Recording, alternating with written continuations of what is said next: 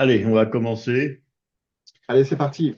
Rem- je commence par remercier le public. Je remercie notre conférencier, Daniel, a bien voulu se prêter à ce jeu, nous parler d'un phénomène. On va s'étendre, je ne veux pas déflorer le sujet de toute façon, qui est quand même vraiment extraordinaire, et puis qui a des interprétations, au moins deux interprétations principales.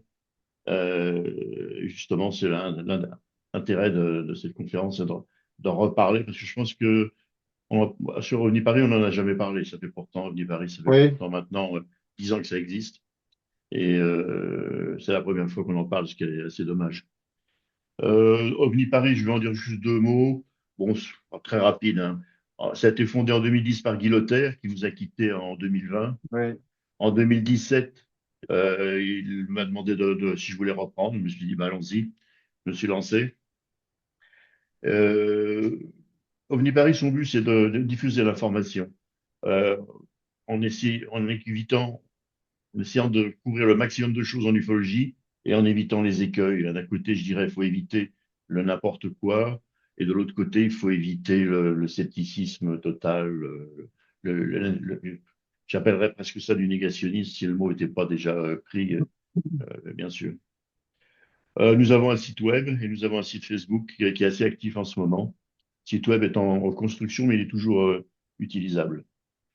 Donc voilà, l'activité principale de Paris, c'est d'organiser des conférences, mais aussi de faire des déplacements, de participer à une autre association qui est le Sceau, hein, qui fait de la sauvegarde et de l'archivage de documents ufologiques. Donc aujourd'hui, j'ai le plaisir de recevoir à nouveau Daniel Robin. Je dis à nouveau parce que c'est la troisième fois que tu viens au Paris. Tu nous avais parlé des triangles de la nuit. Tu as écrit un livre d'ailleurs à ce sujet et tu nous avais présenté ton association, comment elle s'appelle, Bah, ça de s'appelait recherche. OVNI Ah, Investigation, OVNI Investigation, voilà. donc Oui, qui est, on va dire, qui aujourd'hui est un petit peu rentré en sommeil. Alors bon, si parmi les auditeurs, il y a Jean-Pierre Troadec. Jean-Pierre Troadec a été le premier président de l'association OVNI Investigation, alors qui a été oui, maintenant. fondée, si mes souvenirs sont en 2002, je crois. En fait, nous, on est la continuation d'une association qui s'appelait SOS OVNI, qui était dirigée par Perry Petrakis. Bon, qui s'est retiré un peu de la scène ufologique pour des raisons personnelles. Et donc, bon, on s'est dit, c'est un peu dommage qu'à la suite de cette mise en sommeil de SOS OVNI, tout ce qu'on avait fait disparaisse, parce qu'on avait quand même déjà fait pas mal d'enquêtes, engrangé pas mal de témoignages. Donc, on s'est dit, c'est un petit peu dommage que tout ça disparaisse. Donc, on a décidé à Lyon de créer OVNI Investigation. Donc, le premier président était Jean-Pierre Troadec. Et puis ensuite, moi, j'ai pris la suite. Et alors, bon, il y a eu une période, on a eu plus de 100 adhérents à OVNI Investigation. Et on a fait quand même de très, très belles enquêtes, hein, dont une partie ont été publiées dans mon livre sur les ovnis triangulaires.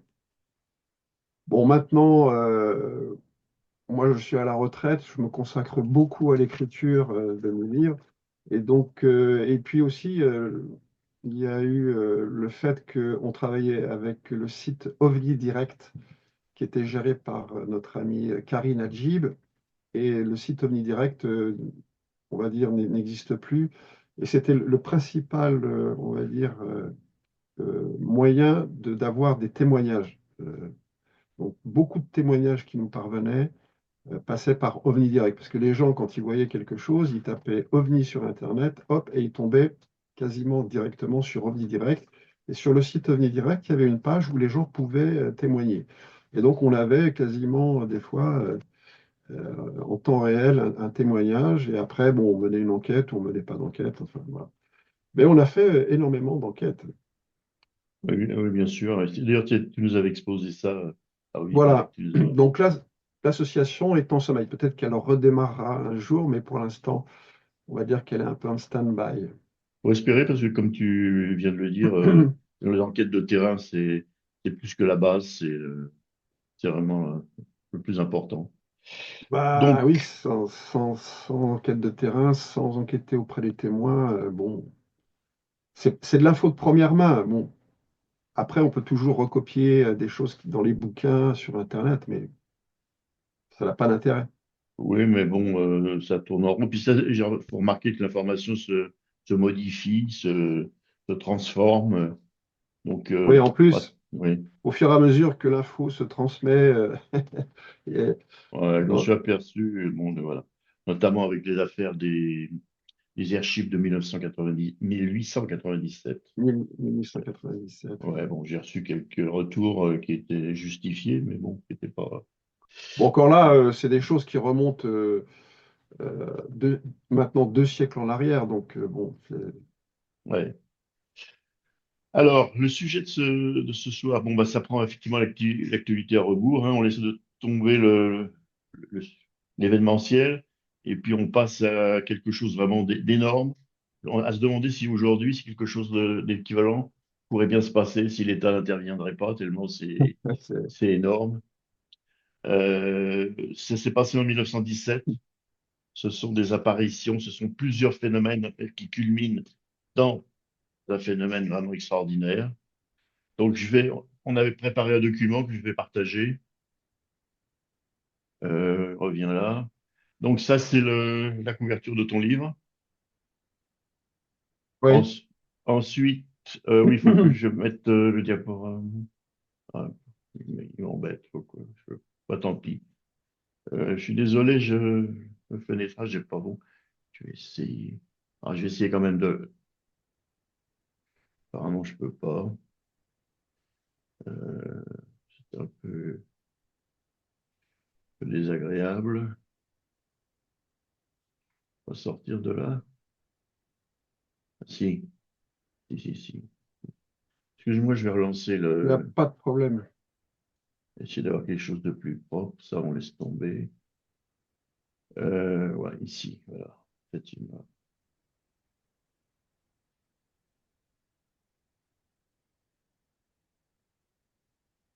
Diaporama, la première.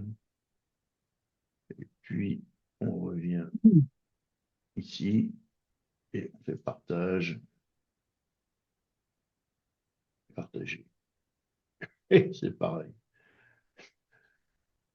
Non, voilà. OK.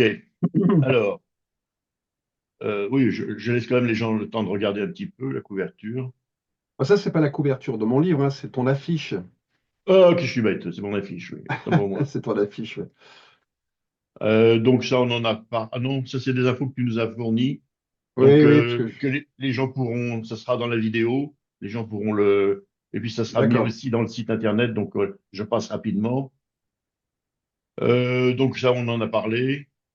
Oui, tu es aussi passé non seulement à OVNI Paris, mais chez Nurea et Vertical Project aussi. oui.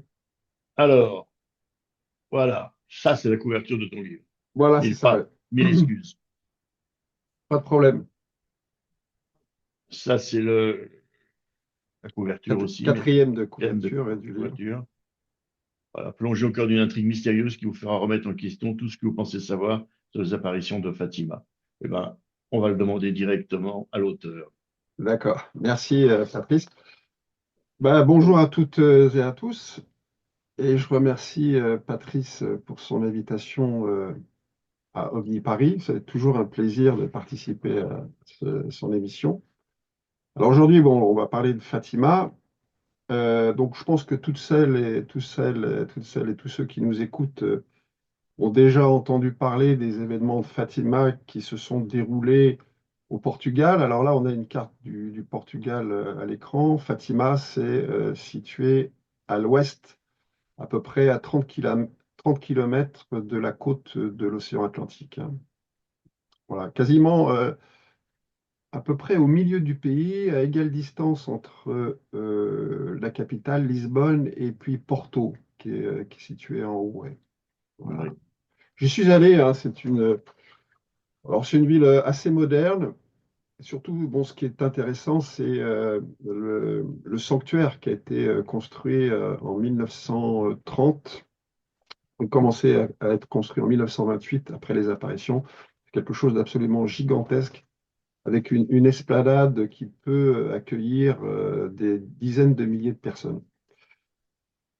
Donc, Je vais vous parler des événements de Fatima qui se sont déroulés donc entre le printemps 1915 et surtout le 13 octobre 1917. Alors bon, souvent les gens ne connaissent que cette dernière date de 13 octobre 1917 qui correspond à un événement qu'on a appelé de façon abusive la danse du soleil. La danse du soleil. Alors je vous dis tout de suite, je ne crois pas du tout que le soleil est dansé à Fatima le 13 octobre 1917, parce que si c'était le cas, ben, on ne serait pas là pour en parler ce soir, parce que ne faut pas imaginer un instant que le soleil ait bougé soit à droite, soit à gauche, soit en haut et en bas, parce que ça aurait créé des perturbations absolument gigantesques dans le système solaire, et puis de plus, ça aurait été observé par les astronomes de l'époque quand même, hein. Donc, C'est le sujet d'un roman et d'une série, Le problème à trois corps. le Assez problème à trois extraordinaire. corps. Ah oui, j'en ai entendu parler de ce roman qui a beaucoup de succès d'ailleurs. C'est un Ouais. auteur chinois, je crois, c'est ça? Oui, tout à fait. Et D'accord. petit aparté, il est intéressant à la fois pour ce qu'il raconte sur la révolution culturelle et puis le roman lui-même. Ouais. Voilà, Mm. excuse-moi, Il y a pas, excuse non, de non, vous mais il y avoir a pas, il coupé. y a pas de souci. De toute façon, c'est interactif, hein. Je veux dire, on peut, même si ceux qui assistent à l'émission veulent intervenir, poser des questions, il y a pas de souci, hein. Pour l'instant, ils peuvent pas, je les ai Ah, bloqués. ils peuvent pas. Donc, alors, si c'est pas le soleil qui a dansé à Fatima, alors que s'est-il passé à Fatima le 13 octobre 1917? Alors moi, je vais pas tourner autour du pot.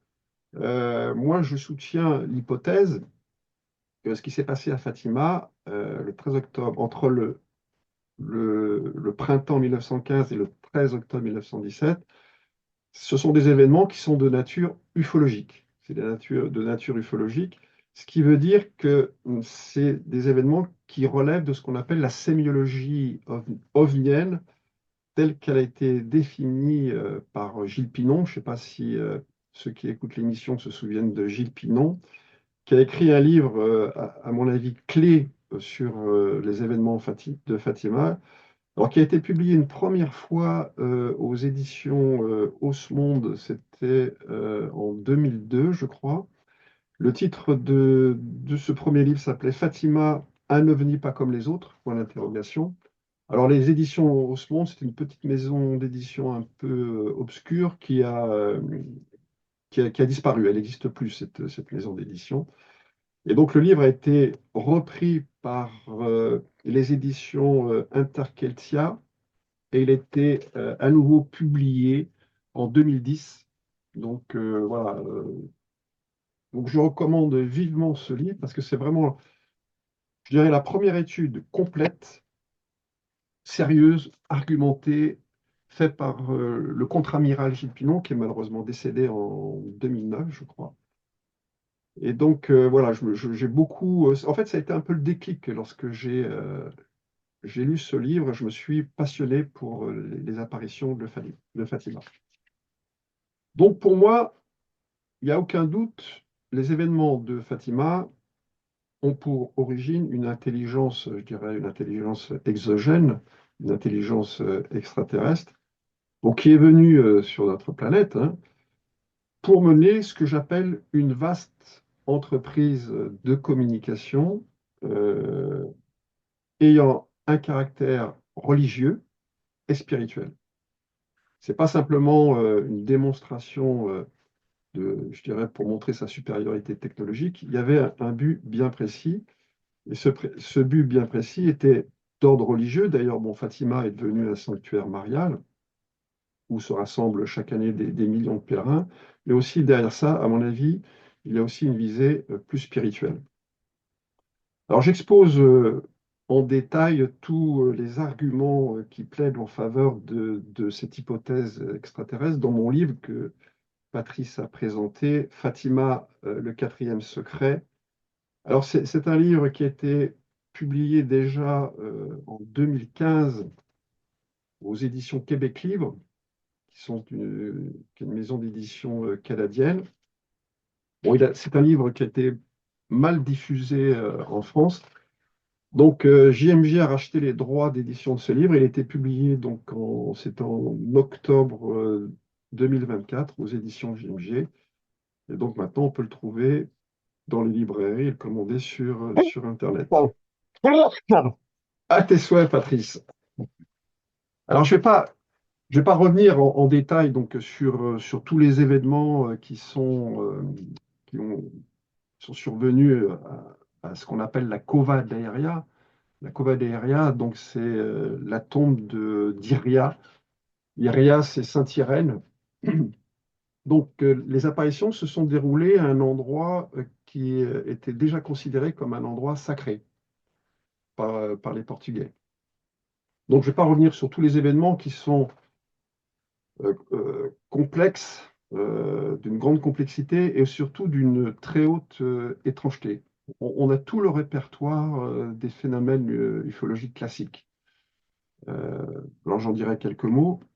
Disons, pour faire simple, que tous les événements qui se sont déroulés effectivement entre 1915 et 1917 peuvent disons, se découper en trois grandes phases, trois grandes périodes, on va dire.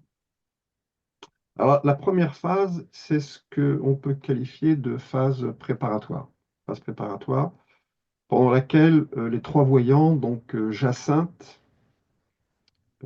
François et Lucia, ou Lucie, qui est la principale témoin, et d'ailleurs la seule survivante des apparitions. Les deux autres témoins sont morts très jeunes, hein. Ils sont morts un an après les apparitions de Fatima, alors que Lucie est morte à 94 ans en 2005. Donc elle a vécu encore très longtemps, ouais. Donc cette première phase commence par des visions. Les trois petits-enfants voient une entité très lumineuse, comme celle qu'on voit sur le slide, une entité très lumineuse qui semblait être faite comme un bonhomme de neige, avec une forme humanoïde. Et comme si la lumière passait à travers cette forme humanoïde et éblouissait les enfants. Alors les enfants n'ont pas vu exactement les traits et puis le visage ou les détails concernant cette apparition, mais ça ressemblait plutôt voilà, à un bonhomme de neige transparent et qui laissait passer une très vive lumière. Et au printemps 1916, cet être de lumière a été assimilé à un ange. Et là, ils ont rencontré une autre entité. Alors, ayant plus une apparence humaine qui ressemblait à un garçonnet ayant à peu près 15 ans, une quinzaine d'années. Et cet ange exerça une très grande influence sur ces trois voyants, une influence qui était à la fois, je dirais, une influence physique et puis aussi une influence psychique. Après une apparition de l'ange, alors ange entre guillemets, parce qu'en en fait, on a tout de suite compris que bon, c'est l'Église catholique qui a récupéré les apparitions et les a adaptées, on va dire, au contexte catholique. Mais enfin bon, on va l'appeler l'ange. Donc après une apparition de l'ange, les enfants restaient prostrés. C'est- Et parfois, ils répétaient les prières de façon un peu mécanique. Si par exemple l'ange apparaissait en début d'après-midi, les enfants avaient un contact avec l'ange, et donc ils restaient prostrés et ils répétaient mécaniquement les prières que l'ange leur avait enseignées jusqu'à la nuit. Et lorsque la nuit arrivait, les enfants se réveillaient et ils se demandaient ce qu'ils faisaient.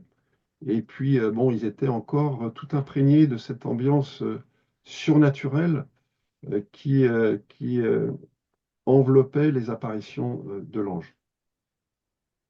Donc, lorsqu'ils rencontraient l'ange, ils avaient plutôt des sensations de fatigue, d'asthénie, se sentaient diminués physiquement. Et Lucie évoque aussi une sensation d'étrangeté, c'est-à-dire que lorsque l'ange apparaissait, l'atmosphère changeait. Il y avait une espèce d'atmosphère un peu étrange, inhabituelle, qui entourait les enfants.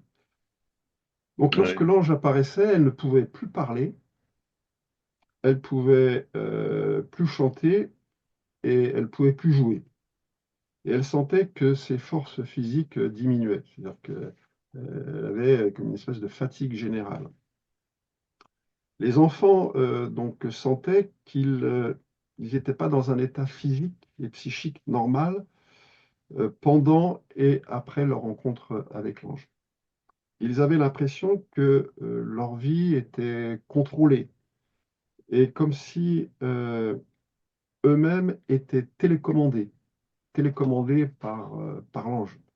Comme si l'ange avait un pouvoir absolu sur leur esprit et sur leur corps. C'est assez étrange, hein, on a du mal. Et ce sont des événements qui ne sont pas très connus.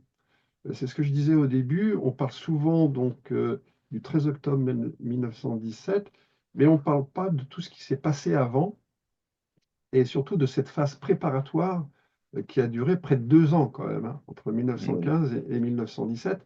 Et là, les trois voyants ont vécu des choses absolument fascinantes. Et quand on les analyse, bon, je n'en relate que quelques exemples, mais quand on lit l'ensemble de leurs témoignages, c'est assez étonnant, hein. C'est vraiment extraordinaire. Un effet ose apprenant. Alors, il y a des féos, alors il y avait souvent, lorsque l'entité apparaissait, il y avait un éclair, alors que bon, il faisait beau, par exemple au mois de juillet, il y a eu l'apparition de l'ange, il faisait beau, il faisait chaud, puis il y avait un éclair, et d'un seul coup, l'entité angélique apparaissait, et puis il y a eu une communication entre eux, il y a eu alors un dialogue, je ne sais pas s'il y a eu un dialogue, mais parfois Lucie posait des questions, l'ange répondait, ils ont eu des visions, la température ambiante baissait, ils ont observé des boules lumineuses, des nuages, des petits nuages qui se déplaçaient, enfin des tas de phénomènes qu'on retrouve aussi dans ce que bon, j'ai appelé la sémiologie ovnienne, dans les témoignages d'ovnis, on va dire, classiques. Donc cette phase préparatoire avec l'ange dure jusqu'au 13 mai 1917. 13 mai 1917, jour où les trois témoins voient alors non plus une entité masculine, âgée à peu près de 15 ans, mais là ils voient une entité féminine qui est très différente de l'ange. Et lors de cette rencontre avec l'entité féminine, l'entité leur dit qu'elle reviendra le 13 de chaque mois, le 13 de chaque mois à midi. Et même qu'elle reviendra une septième fois, donc une fois de plus après le 13 octobre 1917, après les apparitions de Fatima. Alors, on attend toujours cette septième apparition. Peut-être que je ne sais pas quand ça arrivera, mais bon, on attend toujours cette septième apparition. Alors, c'est à partir du 13 mai 1917 que les habitants du village, le village qui s'appelle Aljustrel, bon, maintenant, le village d'Aljustrel a disparu, est englobé dans la commune de Fatima. Mais à l'époque, c'était un tout petit village, donc portugais, avec quelques foyers, hein, il n'y avait pas beaucoup d'habitants. Donc, au début des apparitions, ils ne sont que quelques dizaines, voire que quelques centaines, c'est-à-dire en mai, juin. Et au mois de juillet 1917, il y a entre 4000 et 5000 personnes qui se déplacent à la Covadéria pour voir les apparitions dites mariales. En septembre 1917, il y a entre 25 000 et 30 000 personnes donc, qui se déplacent à la Covadéria. Et enfin, en octobre 1917, c'est près de 70 000 personnes qui assistent, bon, l'événement exceptionnel qu'on a appelé la danse du soleil, mais qui n'est pas du tout la danse du soleil. Alors quand je dis 70 000 personnes, c'est 70 000 personnes autour des enfants. Mais il faut savoir qu'il y avait aussi des tas de personnes qui ont observé le phénomène du 13 octobre 1917 dans les villages environnants. Donc je pense qu'au total, il devait y avoir au moins 80 000 personnes, 80 000 témoins Donc, faut imaginer l'ampleur de ce qui s'est passé, hein. C'est absolument extraordinaire. Donc, la seconde phase des événements qui sont survenus à Fatima commence par la vision, par les enfants, d'une entité féminine qui est, selon ce que l'on en sait maintenant, était âgée de 14 ans. Enfin, d'après les dires de Lucie, hein. Donc là, on voit à l'image, le slide, là, cette entité féminine. Alors, bon, on voit tout de suite que cette entité ne correspond pas du tout à l'image traditionnelle de la Vierge Marie. Ne correspond pas du tout à cette image traditionnelle. Elle est même quelque part blasphématoire. Ah oui? Et oui, alors, comment on a pu avoir cette image? En fait, ce qui s'est passé, c'est que on peut dire qu'il y a deux Fatima. Il y a Fatima 1 et Fatima 2. Fatima 2, c'est ce qu'on sait actuellement de Fatima, c'est-à-dire que les trois voyants auraient vu la Vierge Marie, donc qui leur a délivré un certain nombre de messages et de soi-disant secrets. En fait, c'est des secrets de Polichinelle, les trois fameux secrets de Fatima, qui en fait ne sont pas vraiment des secrets. Donc ça, c'est Fatima 2. Et il y a ce qu'on peut appeler Fatima 1. Et Fatima 1, en fait, c'est les documents qui existent encore, qui ont été retrouvés par deux historiens universitaires portugais, des documents qui ont été consignés peu après les apparitions par un prêtre catholique. Et lorsque on lit ces documents, on s'aperçoit que ce qu'ont vu les témoins ne correspond pas du tout à l'image traditionnelle de la Vierge Marie. En fait, ils ont vu une entité qui mesurait à peu près 1 mètre de haut, qui avait semblé avoir 14 ans, 14-15 ans, donc qui était vêtue, qui avait une jupe capitonnée qui descendait juste au niveau des genoux. Alors ça, c'est un détail qu'on retrouve dans les documents originaux, mais qu'on ne retrouve pas dans les mémoires de Sœur Lucie et qui ont été écrits bien, bien longtemps après. Et puis elle avait une espèce de cape aussi capitonnée. Et puis elle tenait à la main une espèce de sphère et de boule, une boule lumineuse, qu'elle semblait caresser avec sa main droite. Et puis elle avait aussi une chaîne, un pendentif, et puis elle avait alors sur la tête ce que Lucie décrira comme étant un panier richement décoré avec plein de détails, très riche, finement décoré. Bon. Est-ce que c'était une aura, comme l'aura qui entoure les saints, ou est-ce que c'était un casque? On voit par exemple sur l'illustration que tu présentes, on a l'impression qu'elle a une espèce de casque sur la tête. Oui, surtout sur la partie gauche. Voilà. Donc pour moi, lorsqu'on regarde, on étudie les documents originaux, bon, pour moi, il n'y a aucun doute. Ce qui s'est manifesté à Fatima, ce n'est pas du tout la Vierge Marie, c'est autre chose.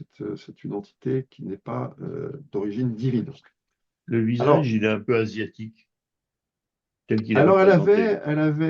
elle avait des yeux noirs, l'entité avait des yeux noirs. Et ce qui est intéressant, c'est que lorsque Lucie a rapporté à sa maman ce qu'elle avait vu lors de sa première rencontre avec cette entité, elle dira j'ai vu une poupée. J'ai vu une poupée. Alors ça, le terme poupée est quand même assez intéressant parce qu'une poupée, bon, c'est quelque chose qui est artificiel et qui semble un peu mécanique et froid. C'est pas comme si elle avait vu une entité vivante, tu Mhm. vois, presque charnelle. Non, non, elle a dit j'ai vu une poupée avec des yeux noirs, très très blanches, lumineuses, et qui était vêtue de la façon qu'on voit à l'écran. Donc, on voit tout de suite que ça ne correspond pas du tout à l'image traditionnelle de la Vierge Marie. Alors, bon, je précise tout de suite, bon, il y a peut-être parmi nous des gens qui sont catholiques. Euh, je, quand je fais les conférences ou des émissions, je dis toujours, pour moi, Fatima est une apparition à part des apparitions mariales qu'on connaît. Donc, que ce soit les apparitions de Lourdes, de la Salette, de Medjugorje ou d'autres, il y a eu des centaines et des centaines d'apparitions mariales depuis le 19e siècle. Donc, il est possible qu'il y ait de vraies apparitions mariales avec Marie. C'est pas parce que je dis qu'à Fatima, ce n'était pas la Vierge Marie, que dans les autres apparitions mariales, ça soit aussi des entités d'origine non humaine. Je parle que du cas de Fatima qui est bien spécifique, parce qu'on connaît bien ce qui s'est passé à Fatima, et quand on étudie de près tout ce qui s'est passé, bien, on peut pas faire coller ça avec l'interprétation religieuse classique. Voilà.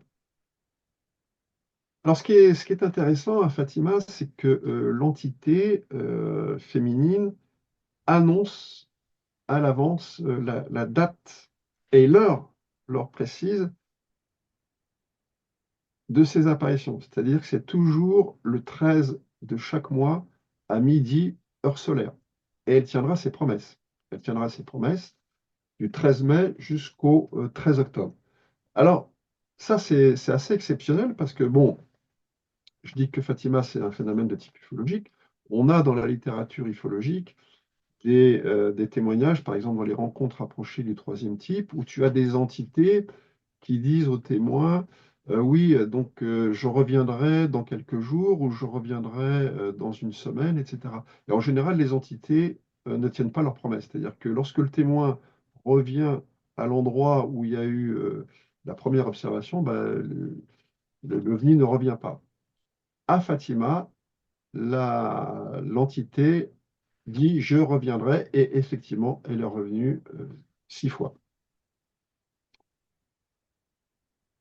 Donc de mai à octobre 1917, elle tiendra ses promesses et elle se manifestera aux enfants. Et donc ça, c'est une des caractéristiques exceptionnelles de Fatima. Oui. Donc ça, c'était la deuxième phase. Donc la première phase, on avait la phase préparatoire du printemps 1915 jusqu'à mai 1917. Entre mai 1917 et octobre 1917, on a la deuxième phase et on arrive à ce fameux 13 octobre 1917, qui est, selon moi, la troisième phase. Parce que, bon, il y a vraiment une rupture par rapport aux deux phases précédentes. Donc là, on est le samedi 13 octobre 1917. Alors, il tombait, la foule assemblée était, comme je l'ai dit tout à l'heure, de 70 000 personnes. Il pleuvait des cordes, les gens étaient mouillés, le sol était boueux, mais ça n'a pas empêché les gens de venir. Alors, ils Donc, sont venus parce que, attends, excuse-moi, je te coupe, ils sont venus oui, parce que vas-y. il y a eu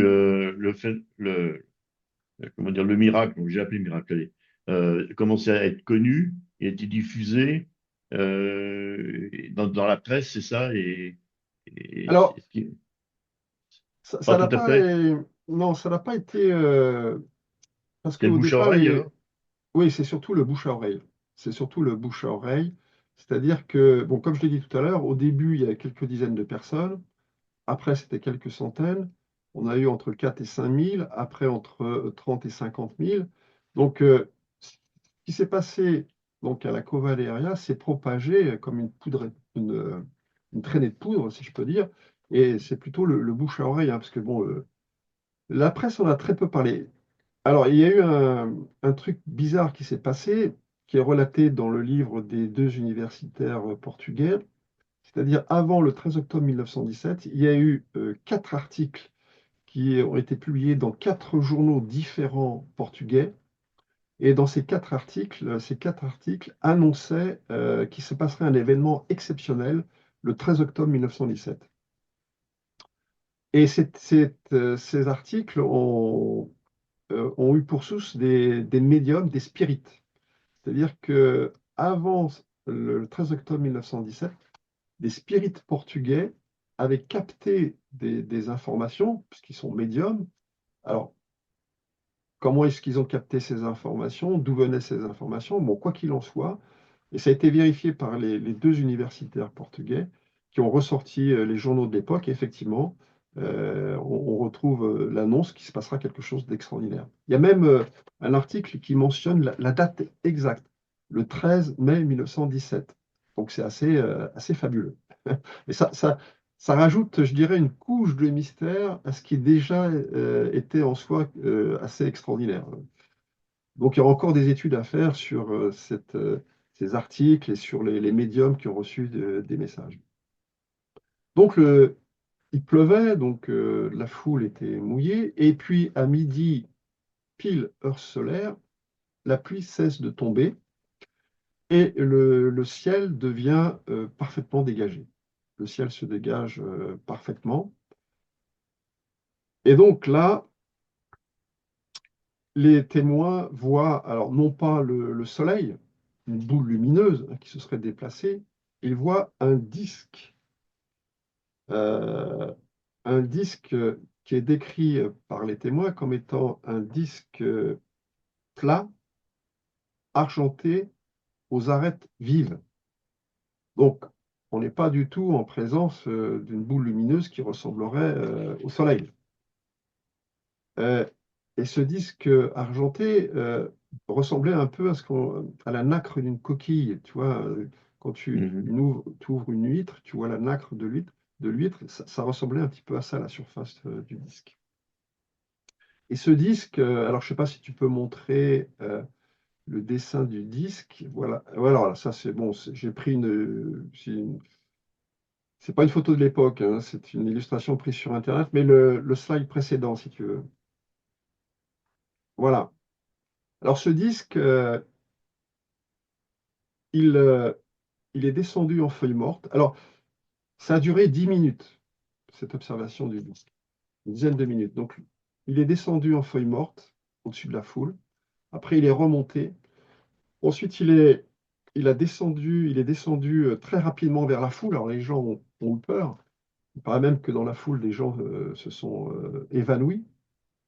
Et puis, à un moment donné, le disque a tourné très rapidement sur lui-même et puis a émis dans toutes les directions des couleurs jaune, rouge, bleu, etc. Donc imaginez la scène, hein, un disque qui tourne rapidement sur lui-même et qui projette dans l'environnement. Tout était devenu coloré, les gens étaient devenus colorés, la végétation était devenue colorée. Donc pour ceux qui ont assisté à cette scène, il faut se replacer dans le contexte de l'époque, ce n'était pas un ovni, ce n'était pas des extraterrestres. Ça ne pouvait être que de nature divine, d'origine divine. C'était une manifestation divine. Il n'y avait aucune technologie à l'époque qui était capable de reproduire ce que les gens ont observé. Lorsqu'on voit le slide que montre Patrice, c'est un dessin qui a été fait par un ingénieur qui a observé la scène. Et donc lui, il a vu un disque qui était irisé sur les bords et qui comportait 12 lumières sur la circonférence. 12 lumières. Et il y avait un léger creux sous le disque. Et dans ce creux, il y avait une 13e lumière qui éclairait la partie inférieure du disque. Donc ça, c'est un dessin qui a été retrouvé par les deux historiens portugais euh, dans les archives originelles de Fatima, ce que j'appelle Fatima 1. Et ça n'a jamais été publié. Ça n'a jamais été publié par l'Église catholique. Ça n'a jamais été publié. Donc voilà ce que les gens ont réellement vu à Fatima. Ils n'ont pas vu le soleil danser, bien évidemment. Donc selon tous les observateurs présents, non seulement donc sur le lieu même des apparitions, mais aussi à plusieurs kilomètres à la ronde, le soi-disant soleil avait plutôt l'apparence d'un disque argenté aux arêtes vives et il était matériel. Il était matériel et métallique. Bon, maintenant, on dirait les gens observaient une soucoupe volante. Ça ressemblait bougrement à une soucoupe volante. Il n'y avait pas que Euh, des gens en dessous le phénomène qui l'ont observé. Il n'y avait pas des gens aussi à distance oui, c'est qui ce l'ont. c'est ce que j'ai dit, c'est-à-dire que quand j'ai dit qu'il y avait 70 000 personnes qui étaient rassemblées à la Covadonga, c'est une estimation basse, parce qu'en fait, tous les villages alentours, les gens qui se trouvaient à quelques kilomètres, ont observé aussi ce phénomène. Donc, au bas mot, c'est au moins 80 000 personnes qui ont observé ce qui s'est passé à Fatima. Mais Au normalement, bas ils ont mot, dû voir à la fois le soleil qui n'a pas bougé de place et le disque qui surplombait la alors, foule. ça, c'est une bonne question. Et ça reste assez mystérieux. Comment se fait-il que la pluie ait cessé brutalement et que le vrai soleil ait disparu ou ne soit pas apparu en même temps que ce disque?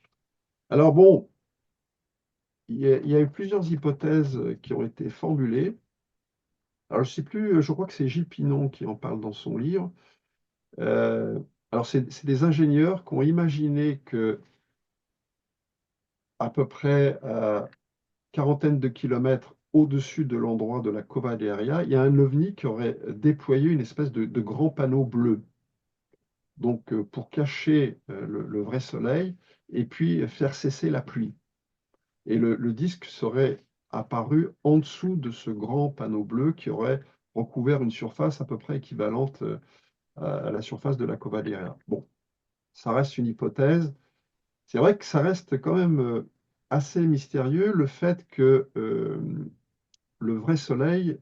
Alors, souvenons-nous qu'il pleuvait, il pleuvait beaucoup, et que la Hmm. pluie, à un moment donné, s'est arrêtée. Alors, est-ce qu'elle s'est arrêtée naturellement, cette pluie, ou est-ce qu'elle s'est arrêtée, on va dire, artificiellement? Il y a eu quelque chose qui a empêché la pluie de tomber. Ça, on ne le saura jamais. Ça fait partie, à mon avis, des mystères de Fatima. Quoi qu'il en soit, ce qui a été observé, donc c'est pas un soleil, mais c'est un immense disque. Alors bon, on estime à peu près qu'il faisait entre 100 et 200 mètres de diamètre. Donc un disque énorme. Alors voilà ce qu'on peut dire, on va dire de façon très schématique, hein. Je vois que l'heure avance, de façon très Hmm. schématique des apparitions de Fatima. Notons Non, mais que suite à ces apparitions, surtout le 13 octobre, il y a eu de nombreuses guérisons, des guérisons et des conversions, bien évidemment, puisque les gens ont cru que c'était la manifestation d'un phénomène divin, d'origine divine. Alors, il y a eu des guérisons, par exemple, des gens qui étaient handicapés ont été guéris. Il y a le cas d'une personne qui avait une tumeur à l'œil, qui était venue à Fatima dans l'espoir de guérir, et qui effectivement a été guérie. Donc, lorsqu'on va à Fatima, au sanctuaire de Fatima actuel, il y a des ex-voto qui indiquent toutes les guérisons qu'il y a eu à Fatima. Et aujourd'hui encore, le sanctuaire de Fatima est réputé pour ses guérisons. Il y a énormément, c'est comme Lourdes, hein. Alors on en parle moins que Lourdes parce que c'est au Portugal, mais là-bas, Fatima, c'est le Lourdes portugais, hein. Il y a énormément de guérisons là-bas, hein, miraculeuses, enfin, considérées comme étant miraculeuses. Ça aussi, ça fait partie du mystère de Fatima, parce que c'est à la fois quelque chose qui est alors d'origine ufologique, enfin ufologique, et puis qui a en même temps un aspect religieux et spirituel. Il y a quand même des guérisons qui sont opérées. Donc voilà, ça nous fait poser pas mal de questions. Donc aujourd'hui, Fatima est un important lieu de pèlerinage, hein. Il y a des pèlerins qui viennent du monde entier. En 2019, par exemple, Fatima a accueilli plus de 6 millions de pèlerins. Plus de 6 millions de pèlerins, c'est énorme. Avec le soir des grandes processions au flambeau sur l'esplanade, c'est absolument c'est extraordinaire. Et donc la fréquentation de Fatima est beaucoup plus importante que Lourdes et même que Medjugorje, qui est un autre lieu important des apparitions mariales. Voilà, bon, ce qu'on peut dire de façon extrêmement schématique des apparitions de Fatima, donc en trois phases, avec le clou du spectacle, si je peux dire, c'est le 13 octobre 1917. Voilà.